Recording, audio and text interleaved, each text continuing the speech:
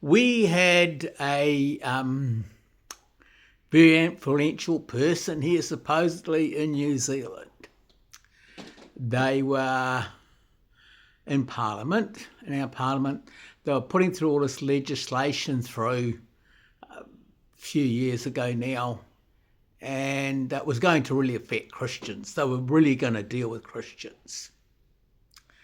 They were LGBT, all sorts. Practicing which, I knew that. I was actually praying, and I was late one night. I said, Lord, who's got my name on an altar?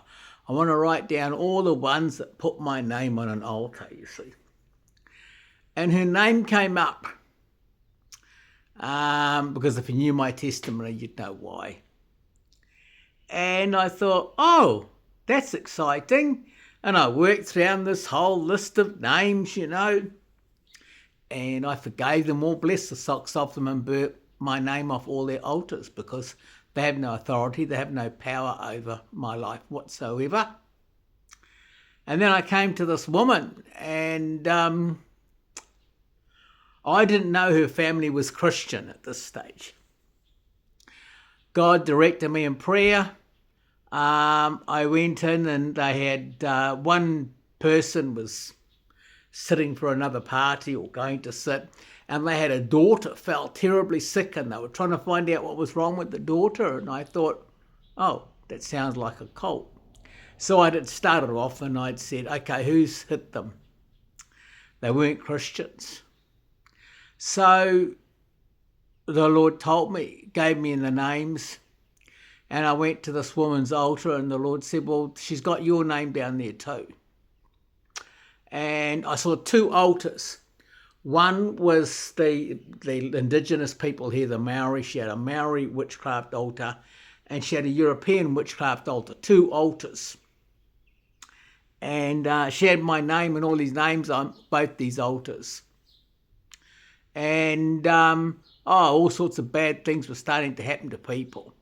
And I saw all their names written down with my name, And I said, oh, we're supposed to be scared. Nah. I went in there, I forgave her, blessed the socks off her. I burnt her altars by fire. And I burnt everybody's names off those altars. 3 days later, she had all this legislation due to go through, and it was going to hurt Christians and damage Christians and deal to these Christians. And she got picked up, stopped in our capital, drunk, driving. She said, you can't arrest me, you can't charge me with anything. I'm a minister of the crown. You don't know how high up I am.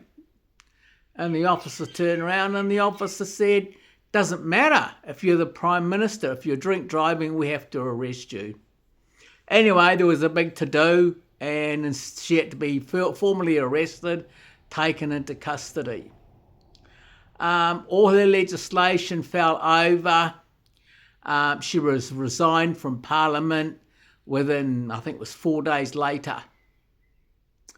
And I didn't know, I was praying for her as well, that she had visions of Jesus and came to know Jesus. And amusing. I rang up my friend and I told him, and he said, you don't know her family. And I said, she announced to everybody, to the public, that she was taking time out from politics, and she was retiring. She was going to spend time with her family and go back to her roots. And this friend of mine said, her parents are Christians and they're praying for her. So my prayers actually worked, that she went back and spent time with her family. She's very quiet these days. Yeah, we have authority to do this in Jesus' name. Rise up, people of God, rise up.